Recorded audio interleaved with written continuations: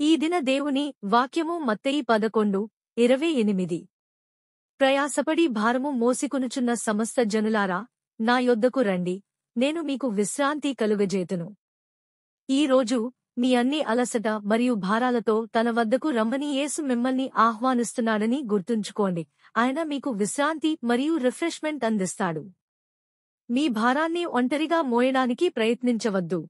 వాటిని ఆయన పాదాల దగ్గర ఉంచండి. ఆయన సంరక్షణలో నమ్మకం ఉంచండి. మిమ్మల్ని బరువుగా మరియు అలసట కలిగించేది ఏమిటి? ఈరోజు మీరు దానిని యేసుకు ఎలా అప్పగించగలరు? ప్రార్థన. ప్రియమైన యేసు, నేను నా అలసటతో మరియు భారాలతో నీ దగ్గరకు వస్తున్నాను.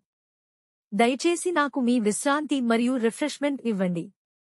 నేను మీ సంరక్షణ మరియు ప్రేమను విశ్వసిస్తున్నాను. యేసు నామమున ప్రార్థిస్తున్నాను తండ్రి. ఆమెన్. దేవుడు మిమ్మల్ని ఆశీర్వదించుగాక.